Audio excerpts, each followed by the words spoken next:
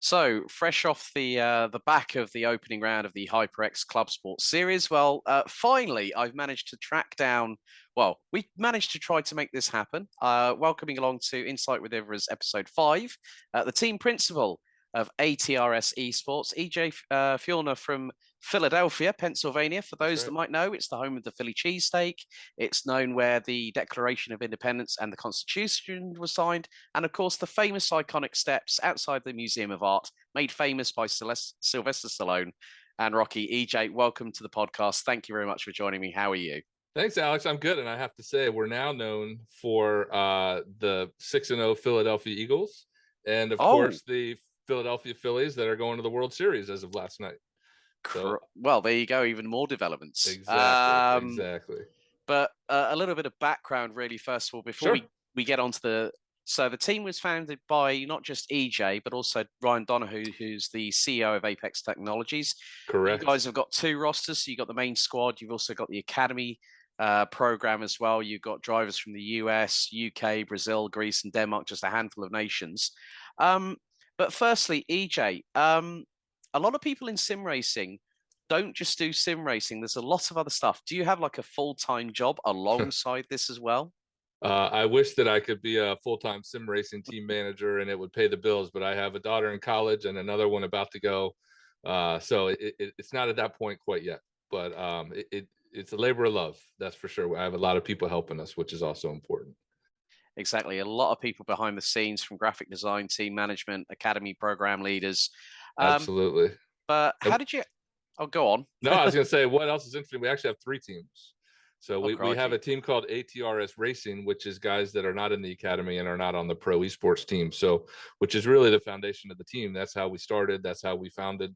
Ryan and I just started racing with friends, and this was back when someone we talked to with a 3K iRating, we thought, oh my gosh, that must be the best guy ever on track. So we learned a lot over the last 2.5 years, but we still have that core foundation. And to be honest, unlike a lot of the other guys you talk to that own teams, I'm still a mid 2K driver. So I race with those guys a lot. We have a lot of fun. So you're trying to bump that I rating up a little I'm bit more. trying, but it's tough. It's tough. It's never easy. I know people who have tried like over 3, 4, 5 years plus to hit 10K on iRating. I think one of the more recent additions, Williams Esports, Alexander Spetz, who's just Yeah, absolutely. a teenager from Sweden, but knows his stuff because he does a lot of karting. But how did you get involved with sim racing in the first place, EJ? You know, particularly now you're trying to bump up that iRating. Yeah, so I'm a little bit older than a lot of guys in sim racing. I'm in my early 50s. Mm-hmm. I used to race cars in real life. I used to work at the Charlotte Motor Speedway in North Carolina. That was a long time ago. Feels like a lifetime ago. But I raced SCCA. I did a whole bunch of stuff back then. It was a lot of fun. So it's something that I've always had in my blood. And you know, the pandemic, like so many other stories, the pandemic hit. Ryan and I are really good friends through our real life jobs Yeah. and partners in that.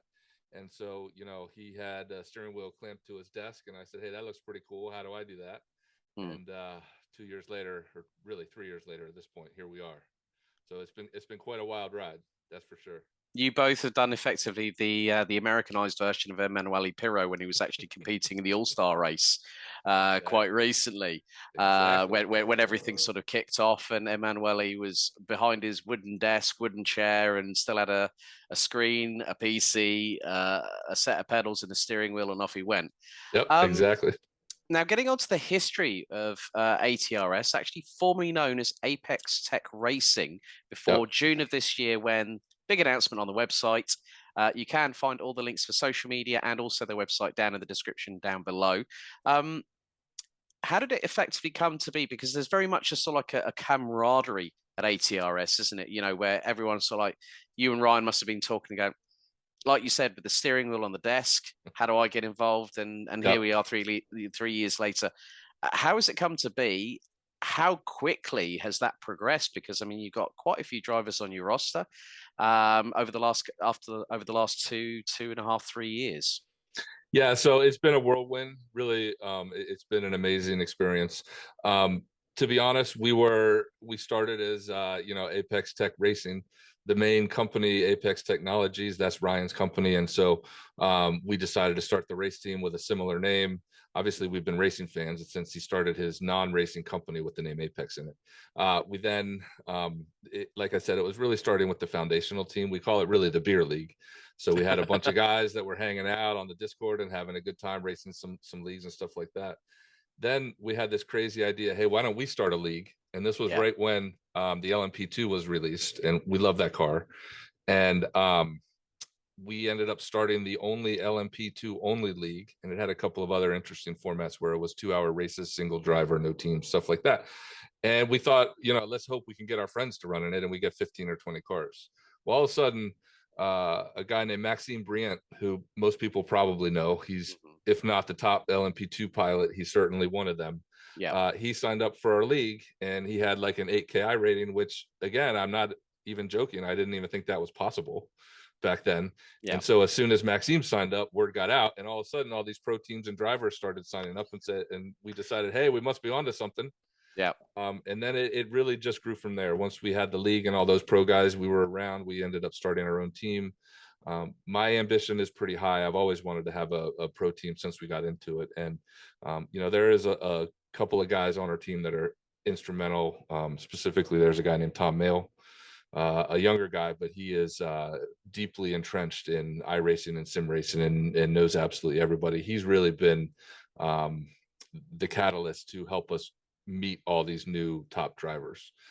You were talking about iRating. We have a guy on our team from Australia, so it's a little bit hard to get him into Discord sessions at the same time and all that, but he's, I think, 15 and he has an 8.8K iRating, something like that. It's just phenomenal. And the guys that were around, true professionals, we're really lucky in that we were able to build this thing kind of organically.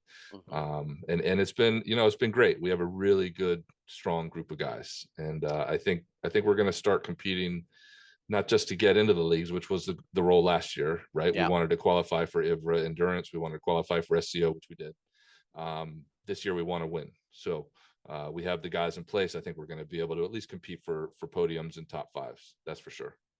Yeah, I mean, also looking at the academy team, you got like the likes of Antonis Despakakis from Greece, Dennis Ippenberg from the Netherlands, Ollie Peacock, Zach Plummer, to name just a handful. I mean, to set up that academy to really help those drivers that are of an intermediate iRating, and I don't mean by any chance, by any stretch of the imagination, they're slouches, but to help them to help them get to become top tier pros like the ATRS eSports like headline crew is. And we're going to come on to HyperX, we're going to come on to GSI Endurance in a few moments.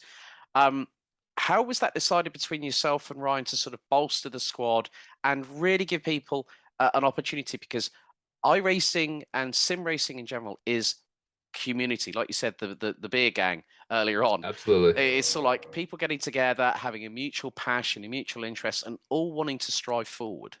Yeah, no, for sure. So we actually had been talking about the academy for probably the last 6 months.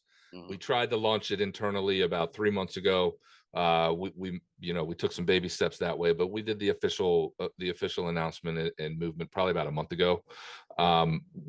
We have a ways to go. There are teams that have established academies. We're friends with some of those guys that run those teams. But the guys that we have, we decided that they were the right guys to be this effectively first class of the academy. So we elevated guys out of our racing team into the academy. And it's more just a little bit more structure than what we have on the racing team. These are guys that are hungry, that most importantly, people have to want to have the desire to reach the next level in order to be in the academy, because it does take a lot of work. And it's a lot of time and grinding out and running races and all that stuff. And the guys that are in there, really, they want to reach that next level. And you mentioned Tony first, because alphabetically, obviously, but he's a perfect example. He came to us, I don't know, probably 9 months ago. Even before we had the academy, he was 4.5K. Now he's just about at 6K, and we put him in the car with Kane and Suelo and all those guys, and he's, if he's not as fast, he's faster. It's crazy. These guys are so good, and we're so lucky to be around them all the time. I just keep waiting for their skills to rub off on me, but it's just not happening. One of the things that I do like now, for people wondering, you see the Porsche 911 behind EJ at the moment. That is actually the headline picture on the driver recruitment page as part of my research. So there you go. That's good research. Well, person with an eye for detail. But No, that's great. yeah, I mean that's really cool though, to see that kind of picture and you've got it behind you whilst we're talking here on Well, Insights with IVRA, which is it's really cool. funny. It's one of those things that we have to depend on other guys because they're one or two of us just can't do everything. So Callum on our team is an unbelievable iRacing photographer, and he took this picture, and he takes all of our pictures, and he does our graphics. And I saw this one, and it's Sebring. I've run a bunch of laps in real life at Sebring, and I'm like, I got to have that. So I good old internet, I printed out a poster size, and it only came a week ago. I didn't even think to use it for this background until a couple days ago, and here we are. But we're just lucky to have these guys that are so good at these individual skills. That's for sure. Coincidental it is not, my friends. I know. But obviously we've had the first round of the HyperX Clubsport Series, with both the 12 and the 13 Porsche Cup cars. Yep. The 12 finished P8, the 13 finished P12. Just really give us your thoughts as team principal. We had the likes of Tony, Damon, George, and Nick in one of the cars. We had Fraser, Kane, and Ollie in the other car as well. It's points on the board, which is the first thing. How are the crews feeling now that they've finally got that first round out of the way? Because 700 kilometers at Fuji is no mean feat, especially when you've got a start-finish rate that is nearly 35% of the track. Absolutely. And listen, I think there are 3 or 4 classes on the track at once. Yeah. So it's controlled mayhem. And, we like to say everybody knows if you want to win, first you have to finish, right? So that's really important. I think we ran into some trouble with the car that finished 12th. I think there were some issues with traffic and things like that. But, it was a very, very good first out. We couldn't ask for or expect more. I think the guys probably expect more, but those are the people that we want in the car anyway. You always want drivers that are going to, put themselves down and find ways to improve and go faster and improve for the next race. But for the first outing, I think that it was everything that we could have hoped for. And I know that we're going to move up the ranks of both those cars. And ironically, we are the first, also in P Cup, we are the first alternate for when someone doesn't sign up for a race. We actually finished 1 and 2 in the pre-quali in one split, and then we won the second one, and the car that won the second split didn't get in. So we're hoping to have 3 cars on the grid here soon. That's the number 14, which is still currently on the reserve list. So you can go to iVRA.com to actually look at all the 3 classes. So endurance, sprint, and also club sport. The good thing is, in my research, I found out that this is not the first rodeo for ATRS, because you guys actually took your maiden win in October 2021 at the IVRA 1,000 kilometers at the Red Bull Ring. So I believe that was in the LMP2 car, which we were beyond thrilled last year when we got that car into that series. Yeah. And, I don't want to say we didn't know what we were doing, but we pretty much didn't really know what we were doing. And I will say the guys that were in that car for that race, I know for a fact, because iRacing keeps the stats, the weeks leading up to that, they ran more laps at Red Bull in the LMP2 than I think every other driver on the service combined. It was unbelievable. They knew this was their track. They knew this was the opportunity, and they went out and they did it. And it was kudos to them. And it was phenomenal. And, to be honest, our LMP2 is in the Endurance Series this year because of how well we did last year. Given the recent demise of the other big endurance league, SCO, at least for this season, all of a sudden, IVRA became much higher ranked and more important to the really big teams. And so the pre-quali for the LMP2 class was insane. And we would have had a good, it would have been a good trick to get in again this year. But luckily we were grandfathered in due to our 3rd place overall last year.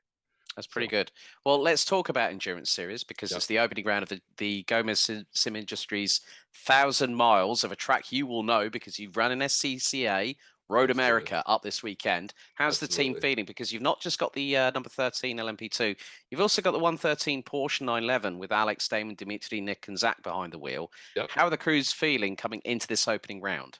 Good. I think that probably a first race of a big series like that, the drivers are going to think that you're never prepared enough, and maybe you're not. We're going to find out. But we've been really doing a lot of team practices, and we have Kane and Suelo in the LMP2. Those guys are consummate professionals.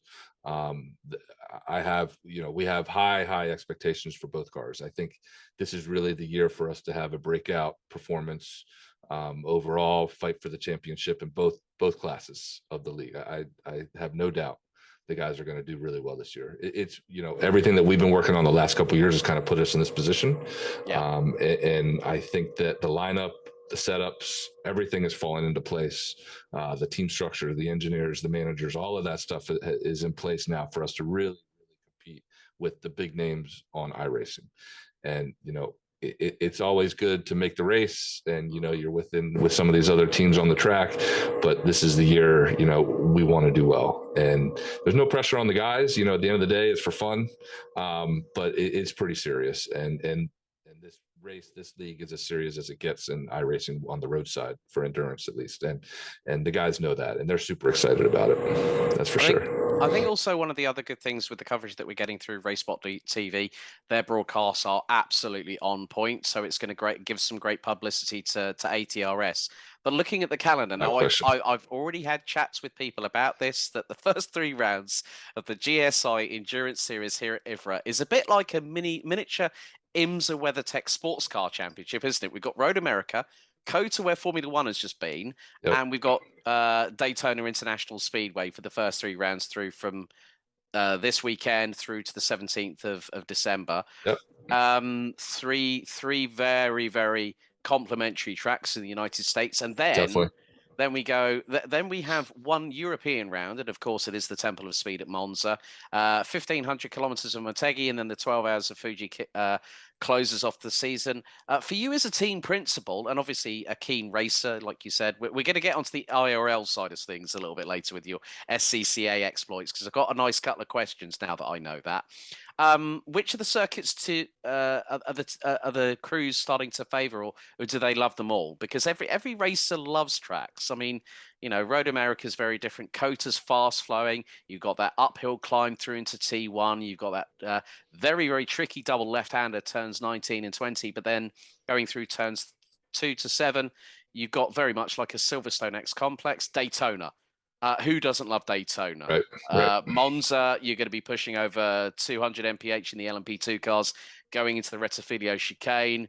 It's fast, heavy braking. You've got to be on point with your turn in and your curb accuracy. Motegi, small, very, very technical track.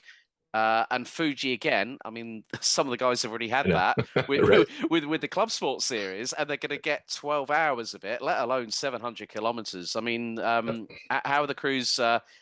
Do they enjoy the fact that there's a really, really diverse set of tracks for the GSI Endurance Series? It is definitely a diverse track, and kudos to IVRA for putting that schedule together. Of course, everybody loves Daytona. That's a no-brainer. And even if you don't really love Daytona, you've run there enough because of all the special events that iRacing has, that's kind of a no-brainer. Personally, I love Road America. Most of the guys seem to really like Road America. I think it's a great track, especially for these 2 classes of cars. I don't know that I'd want to run it with 5 different classes of cars in real life, though. I mean, it seems like it's a lot of fun, but the wild card to me, at least in the first half of the season in the U.S., is COTA. I think COTA is a love-hate type of track. Right. There are guys that don't really like it. There are guys that don't really like Tilke. What's his name? The guy that draws all the Formula One tracks. Tilke, Herman Tilke. Yeah. So there are a lot of guys that don't like Tilke tracks. I don't mind it. I don't love COTA personally. I did go to the F1 race there last year, so that was really cool. But I think that really Road America, Daytona are the 2 no-brainers, probably for the whole field. On the U.S. side, I think COTA, people know they've run it enough. We'll certainly be up for practicing for that. And then you go over to Monza. Everybody knows Monza. You did a very good job of saying the name of the first chicane. I'm not even going to try it. For me, it's the first chicane, and it always will be. But I mean, honestly, I hate that chicane. So there are guys that are very good at it, and there are guys like me that I don't think probably 1,000 laps. I've probably never gone through it the right way one time. So, but that's a no-brainer. Everybody loves running there, and 12 hours there is going to be great. Motegi, I have some laps there. We haven't really gotten that far ahead in the planning phase yet. Yeah. But Motegi has a really weird, if it's something, I think, yeah, it's definitely the track I'm thinking of, where the last couple turns and chicanes coming onto the front straight. I don't know how well that's going to work with these really high-powered, fast multi-class cars, but we're going to find out. And then obviously Fuji, a lot of guys on our team have experience with Fuji from this week or from last week in the HyperX series. So it's going to be a great season. I mean, I think IVRA is onto something here. I think there are going to be a lot of people watching these. As I mentioned, the other league isn't racing this year, so this is the league to be in.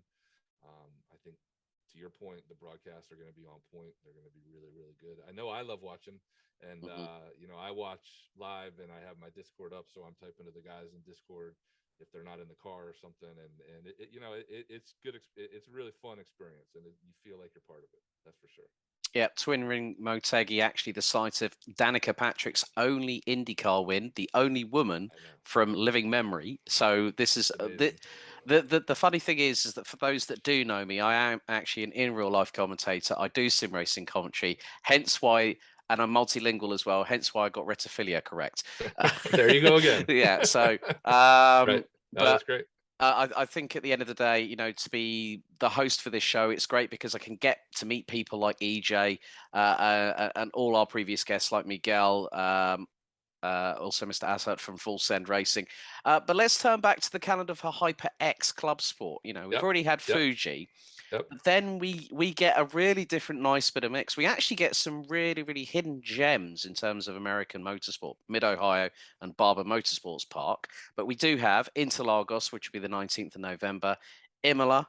I mean, who doesn't love Imola? It's tight, it's technical, some great places. I mean, the Aqua Minerale, one of the biggest tests. If you're in a GT3 or in a Cup car, you're doing fourth gear, probably 210, which is 210 clicks, which is about 130 miles an hour, going through the sweeping left, downhill, down 2 gears, dropping about 65 miles an hour into the right-hander, up the hill.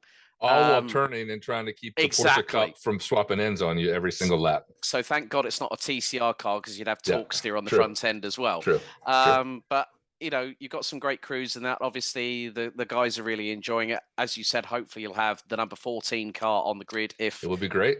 Which would be great. We'd love to have 3 cars. We'd have 3 ATRS Cup cars in the HyperX Clubsport Series. But again, another astute set of decisions from IVRA to really, really go to town and pick out some gems. Like I said, with Mid-Ohio and Barber Motorsports Park, a lot of people in continental Europe might not know about those tracks. But Mid-Ohio, Barber Motorsports Park, I love that place because it's the home of the Skip Barber Racing School as well, where they have the Skippy F2000s over there. But another great calendar, isn't it? Yeah, no, it really is. It really is. And, a lot of people don't know, but Barber was actually built by a guy who's a motorcycle racer, and his motorcycle collection is second to none, and his museum's on the grounds. So as soon as he built the track for motorcycles, of course, SCCA and IMSA and other guys started showing up. And it's an unbelievably beautiful place. I've run Porsche Club events there in real life. It's a great place to run. That's a nice flowy technical track. I think, to your point, I think IVRA's really nailed it in their series, and I think the schedules reflect that. I will say I've run Mid-Ohio in real life and in iRacing, and it's a tough track. People don't really, people don't realize. They watch it on TV, IMSA and IndyCar. I don't know if IndyCar still runs there, but I know they used to. It's a tight, tough track. You have the keyhole. Even not turn 1, because that's the one under the bridge. I think it's turn 3, which is the keyhole, and then you go up and over and down and around and then through the valley and everything. So it's a fun track. It was really hard to learn in real life, I will say. I've only been there a couple times, and it took there was no iRacing back then. It took a long time to learn that track. I will say, and if I didn't mention it, since you brought up the USA lesser known tracks, everyone on my team will be disappointed if I don't say my very favorite track is VIR. I probably have a couple thousand laps in real life there. I'm so happy you said that. My guys hate it because every time a track discussion comes up, I will spam the thread for at least a couple days about how VIR is the best track in the world. So hopefully next year I'll talk to Casper and we'll get VIR on the schedule. Well, actually, the NTT IndyCar Series still runs at Mid Oh, Ohio good as to know. well. Good to know. That was actually after Road America, Okay. which is another great track in its own right. Barber's on. Actually, I'm actually looking at the IndyCar.com website as we're speaking Yep. right now. Yep. Yep. Barber Motorsports Park, Mid Ohio. I watched the Barber race, Indy race this year on TV. It was full of action, man. Those guys bring it. It's crazy. And I don't know if you know this, but I did hear, I used to be friends with guys that race Indy cars. Not anymore, but I hear that the force feedback, so to speak, on an Indy car is unlike any other real life race car where, you know, I'm thinking of the strongest sim racing wheel would probably be the big Simucube.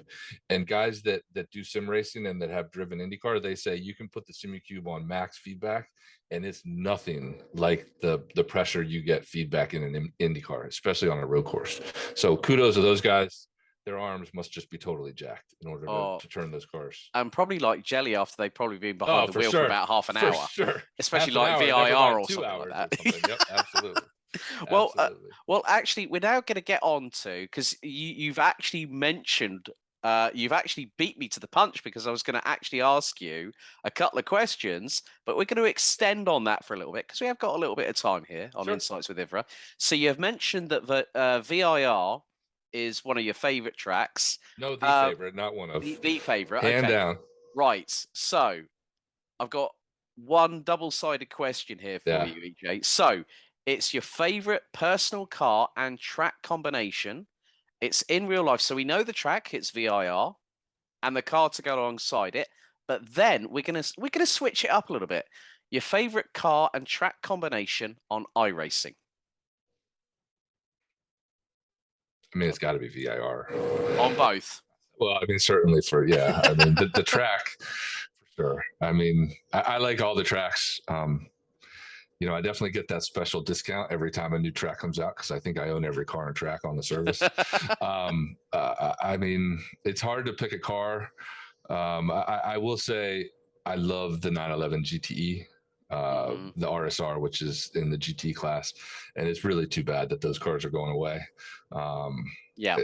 It's they've always been my favorite car, and I will spam our Discord about that too. If there's a new video of someone with an in car from the RSR somewhere, I will definitely spam that as well. I think I actually won an IMSA race a couple years ago at VIR in the RSR. It may have even been my first win out of rookies. Yeah. So it probably wasn't fair since I know the track pretty well compared to everybody else. But yeah, that car has to be my favorite on, and I'm not that good at it. It's just so much fun. I think it sounds the best of any race car in real life ever. Yeah. And iRacing does a really good job of reproducing the sound of that particular car. But I mean, lately I've been racing the spec racers of all things, and honestly, I used to race the spec racers 25 years ago, and great fun. You know, banging battles all throughout the field. I had a big wreck in real life in VIR that I've recreated in iRacing a couple times. So you're gonna have to send me the footage for that that's one. you know, it was before the internet. It was on the internet at one point. The site got taken down a long time ago. I can't even find the tape anymore. But oh no, I I'll meant the have to dig it out. recreation. The Oh recreation. yeah, I'll have that for sure. Brilliant. For sure. Yep. But yeah, speaking to someone who's actually an eighth German, hence the surname Goldschmidt. I mean, Yep. you know, one of Weissach's finest, you know, sports cars.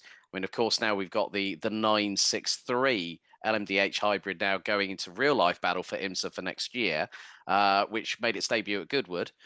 But yeah, the 911 RSR, an absolutely beautiful car, anywhere between 3.8 liters to 4 liter displacement, flat six, turbocharged, engine. Mid-engine. Well, pretty Mid-engine. mid-engine, even though in comparison, like say a Lamborghini Huracan or an Audi R8, which shares the same drivetrains anyway, it was a bit more towards the rear axle, so the weight distribution was a bit more planted. So that's why Porsches tend to get a bit more traction, folks. If you didn't know already, Absolutely. But coming on to like your racing in real life with the SCCA, I mean. That must have been a hell of a lot of fun back in those days when It really was. just tell us, have you got a couple of stories you Yeah, could probably fill for the next So, few minutes? so sure, I'll tell you one. Everybody knows Summit Point because it's a free track on iRacing. Summit Point was my local track when I lived in DC when I was younger. So every year, Summit Point does a 12, or well, at least they did back then. They do a 12-hour spec racer race. Yeah, Spec racers from all over the country will show up for that race. So we qualified mid-pack. My partner in the car, he did the first stint, and he and I have different driving styles, and he likes the brake bias really far back to help him rotate the car. So I drive the opposite way. I rotate the car with the throttle, and he pulled in. We did the driver swap. We put the fuel in. I got in the car. I went out, and I forgot to adjust the brake bias. And literally, turn one, I spun us off into the gravel. Someone else spun off and hit us, and our race was done. A 12-hour race. I think we finished in about 45 minutes. I got to do one turn of the race. So. Well, I'll be completely honest with you. That was better than Nigel Mansell's attempt with Beechdean at the Le Mans 24 Hours with his sons Leo and Greg. Like literally, he went out for the start, and I don't think they didn't get that far. They DNF'd on the spot, and Nigel was behind the wheel of the Lola Zytek car at the time, and a man who was actually the only person. Well, it's never happened since that there hasn't been a person that's taken the Formula One world title, which Nigel did in '92, and came over to IndyCar with Newman Haas and won the IndyCar Series title the following season. And that has never been repeated. I have a picture on my wall, not within view of here, of Nigel Mansell in the Haas IndyCar at the Corkscrew at Laguna Seca, because I drove out from my college in Colorado and watched him race that weekend there. It was great. The good thing is, EJ, we're pretty much nearly in the same sort of age bracket. I'm in my mid-40s, so we grew up watching the same people through kart, IndyCar, Formula One, a whole hell of a lot of motorsport. And back in those days, I mean, how did you end up racing in SCCA? So I always wanted to do it. My dad took me to track days with the Mercedes Club, actually, when I was 14 and 15. And then after I got out of college, I moved back home and I got a spec racer. So I went racing that way.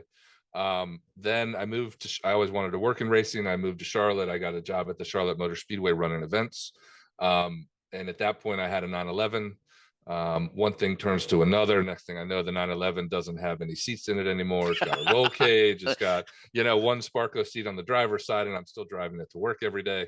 But then I started doing Porsche Club racing. I started driver instructing for Porsche Club and Viper Club and BMW Club and all that stuff. And I actually had a fun experience. There's a really small track that if iRacing ever got, it would be really cool, called Carolina Motorsports Park. It's right on the border between North and South Carolina.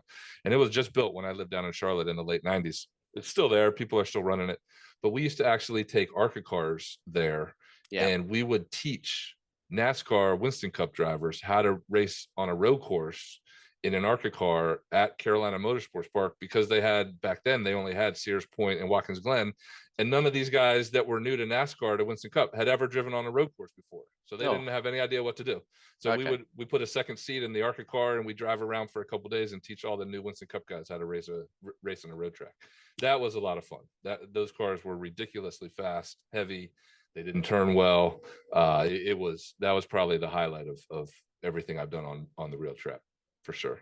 Yeah, I mean, I haven't done any real racing, but I've done a lot of play-by-play announcing, and a lot of karting nowadays. Where you even see youngsters such as the late Dan Weldon's boys now going into karting.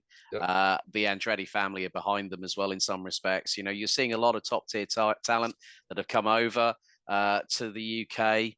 I still remember when Connor Daly was with Force India. Well, when they were known as Sahara Force India before he came back.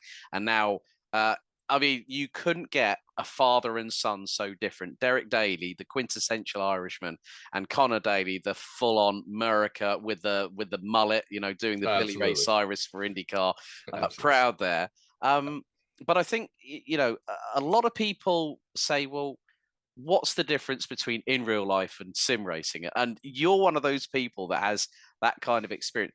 When you still get behind the wheel of your sim rig, do you still get that real big adrenaline buzz? When the lights go out and you're like, yeah, right, let's go. I want to race. You still get those goosebumps and everything. Which is probably why I'm still like 2.2K, because half the time I'll spin off in turn one because I'm so excited. So, I mean, it's getting better. But yeah, absolutely, I do. I mean, people think you're playing a game, you're playing online. I mean, at the end of the day, it's hard to say, but I guess it is a game. But it really is like there's pressure there. You're racing against real people. You know, Yep. if you hit someone, you're ruining their day, you're ruining their iRacing. Same thing if they hit you. You know, it's not the same. I don't think it ever can be. It's certainly a lot cheaper. It, it's uh it, it's very close. It is very, very close. I can say that. Honestly, the hardest part is I think I probably have talked to enough drivers that are really fast in sim Yep. to know that coming from the real world to sim is much harder than going from sim to real world because of how you brake, especially. You know, trail braking is the most critical thing in the sim, and you just can't do that as much as you do in real life. And that I've had to try to overcome that for a long time. I'm finally there, I think, but that's the hardest transition from the sim. And you know, you don't get the feel, right? So obviously I don't have a motion sim. If I did, I would probably I feel like the holy grail for the motion sim is just traction, what they call the traction loss thing, where it slides kind of back and forth, you know, in the back. I think that would be awesome if someone could figure that out really well. I mean, you know, you have the 4 posts going up and down and all that stuff, but unless you're sliding left and right, you're not really imitating traction loss. I think that's the biggest thing missing from the sim.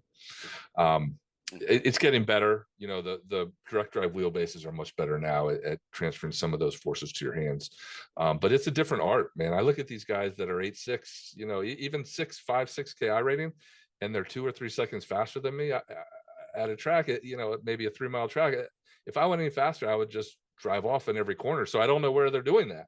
You know, so it's definitely a learning experience, which is fun. That's for sure. Brilliant.